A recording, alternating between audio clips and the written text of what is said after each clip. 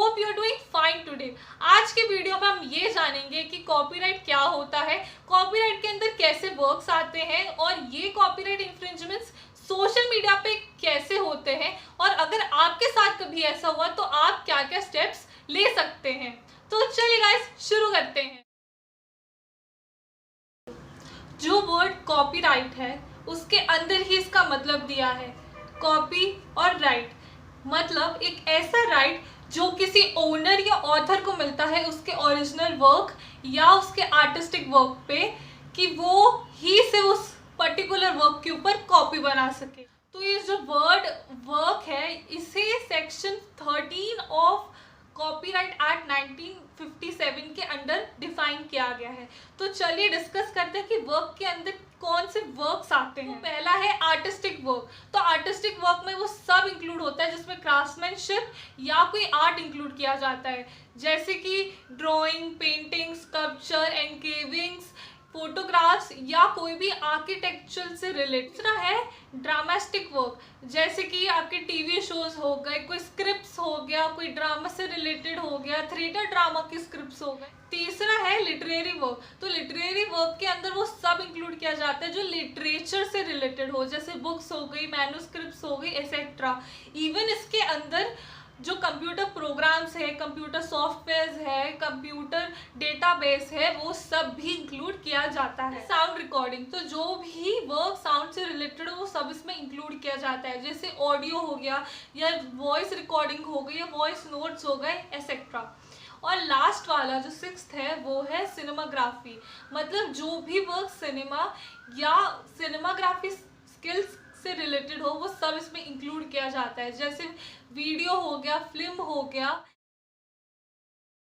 अगर आप किसी का भी वर्क उसके बिना उसके परमिशन के या बिना उसे ड्यू क्रेडिट्स दिए यूज करते हैं तो उसे कॉपीराइट इंफ्रिंजमेंट कहते हैं। पर इंफ्रिंजमेंट्स होते कैसे हैं, चलिए बात करते हैं। पहला चीज है लाइसेंस एग्रीमेंट। इसका मतलब ये है कि जब भी हम कोई भी सोशल नेटवर्किंग वेबसाइट पे साइन अप करते हैं हमारे पास एक लंबी चौड़ी सी टर्म्स एंड कंडीशंस की लिस्ट आ जाती है। तो ये जो टर्म्स एंड कंडीशंस की जो लिस्ट होती है इसके अंदर एक क्लॉज होता है जिसका नाम होता है लाइसेंस। तो बेसिकली इसके अंदर ये होता है कि ओरिजिनल वर्क का जो क्रेडिट है वो आपके पास ही रहेगा, बट एक लाइसेंस दे रहे हैं आप उस पर्टिकुलर सोशल मीडिया वेबसाइट को कि वो आपके वर्क को यूज कर सकता है, शेयर कर सकता है, मॉडिफाई कर सकता है और ऐसे कुछ भी प्रमोट कर सकता है। तो इस चीज़ से ये होता है कि आप जब भी कोई कंटेंट इंटरनेट पे डालते हैं वो पर्टिकुलर सोशल मीडिया उसको कहीं या तो रिकमेंडेशन में दे देता है या सजेस्टेड पोस्ट में आने लगता है। तो ये जो चीज़ होती है कि कभी कभी कॉपीराइट इंफ्रिंजमेंट को बहुत ज़्यादा मोटिवेट कर देती है और ये बहुत ईजी बन जाता है किसी के लिए भी किसी का भी वर्क एक्सप्लॉइट करने के लिए। दूसरा है कॉन्टरफिट प्रोडक्ट्स। इसका मतलब ये है कि कोई किसी की आइडिया या कॉन्सेप्ट को कॉपी कर लेता है। सिंस कॉपीराइट्स किसी आइडिया कॉन्सेप्ट पे नहीं डाला जाता है तो ये काफ़ी एक्सप्लॉइट किया जाता है। एग्जांपल जैसे बहुत सारे ब्रांड्स एक ही टाइप की मार्केटिंग स्ट्रैटेजीज को यूज कर लेते हैं, या कोई ब्रांड्स सोशल मीडिया वेबसाइट्स पे जो ट्रेंड में हो रहा है उस चीज़ को यूज कर लेते हैं। बट तीसरा फेक अकाउंट्स। तो आपने काफ़ी बार देखा होगा कि बहुत सारे ऐसे मीम पेजेस होते हैं कि वो दूसरे मीम पेजेस के मीम्स निकाल के अपने पेजेस पे डालने लगते हैं। और चौथा है एवरेज सोशल मीडिया यूजर। ये हम सब इसमें इंक्लूड किए गए हैं।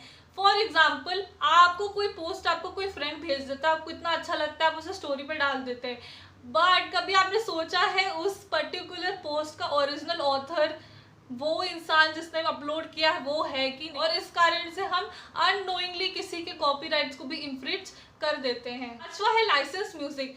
तो आजकल आप ये देख ही रहे होंगे कि हर एक स्टोरी पे ऑडियो या म्यूजिक ऐड करने का ऑप्शन है। तो हमें ये चीज़ नहीं मालूम है कि particular social media networking site ने क्या ओरिजिनल उसके सिंगर या लेबल या कंपोजर को लॉयल्टी पे करी है या नहीं।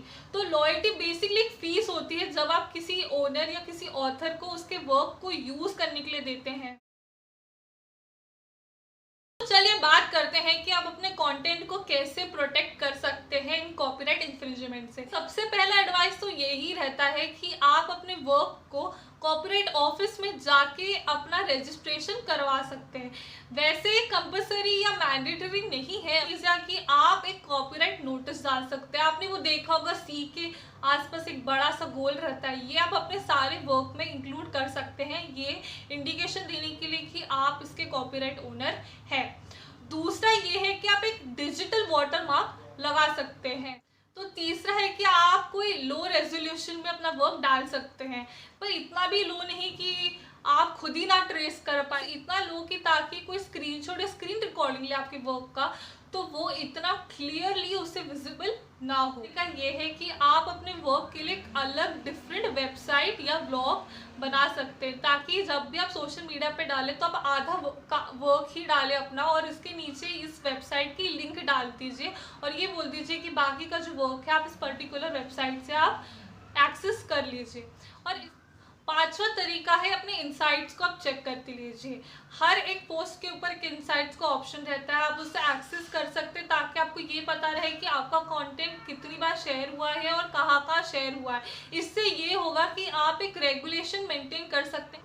ये रेगुलेशन देखते टाइम अगर आप देखते हैं कि आपका कोई कंटेंट आपके बिना परमिशन के यूज़ कर रहा है, तो आप उस पर्टिकुलर पर्सन या थर्ड पार्टी को कांटेक्ट करें डायरेक्टली पहले तो, कि आप या तो क्रेडिट मांग सकते हैं अपने वर्क का, या आप उसके ऊपर लॉयल्टी मांग सकते हैं, या आप उसको बोल सकते हैं कि आप मेरा पोस्ट टेक डाउन ही कर लीजिए। काफ़ी टाइम इस पर रिस्पॉन्स नहीं मिलता है सामने वाले पर्सन या पार्टी से, तो आप इस केस में रिपोर्ट करें डायरेक्टली सोशल मीडिया पोर्टल पे, क्योंकि इस पे हमेशा एक कॉपीराइट वायलेशन का एक ऑप्शन रहता है। तो आप उस पर्टिकुलर प्रोसीजर या उस टेक डाउन फॉर्म को आप फिल कर सकते हैं। और लास्ट ऑप्शन ये है कि आप उस रिस्पॉन्सिबल पार्टी को एक लीगल नोटिस भिजवा सकते हैं, पर आप वो तभी करें अगर आपने डायरेक्टली कम्युनिकेट करने के बाद और सोशल मीडिया पोर्टल पे रिपोर्ट करने के बाद भी आपको कोई सॉल्यूशन नहीं मिल रहा।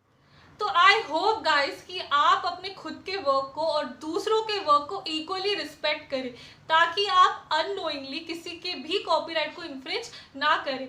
तो चलिए गाइस, मिलते हैं नेक्स्ट वीडियो में, तब तक आप अपना ध्यान रखिएगा। बाय।